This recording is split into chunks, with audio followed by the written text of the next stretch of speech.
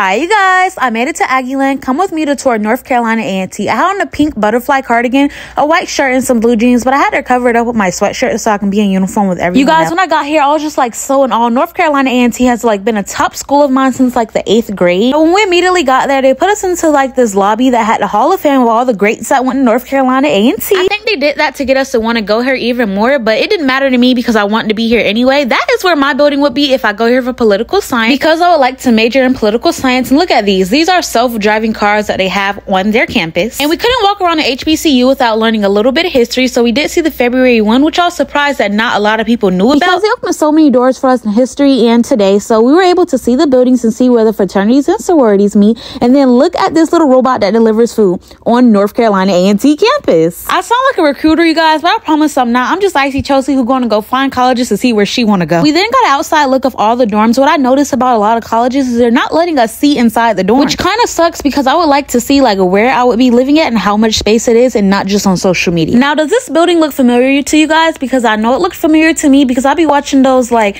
what are the NCAT students wearing today and what are their majors, and it's always filmed in front of this building, which I did get the opportunity to go inside. NCAT is the biggest public HBCU, and you can definitely tell with all this walking. And then we did get to see another piece of history, which I feel is one of the very things that bring me into wanting to go to HBCU. And everyone here was overall so friendly, was answering all the questions I had. Like I said in my past video, do not be scared to ask these colleges any questions, because if you go here, you're going to need to know this information. Like, look at that sign right there. I wasn't even expecting that. I did ask about financial aid, and according to the lady behind the information desk, she said they do offer a lot of scholarships, and they do have ROTC that has the Air Force in it. And then here's their gym, which was a big moment for me, because this is where our former Vice President Kamala Harris stood in and gave her presentation in. Like, just knowing all these amazing people went to HBCUs, which made me more excited, like when I went to Howard and everything else. And then you guys know I had to stop by the bookstore and get something. If you didn't watch my haul on getting stuff at the 7 HBCUs and museums I went to go visit, you should watch it. And in their bookstore, they had a Starbucks, and I didn't know Starbucks sold mango smoothies, but I got it and it was so good. Bye, you guys.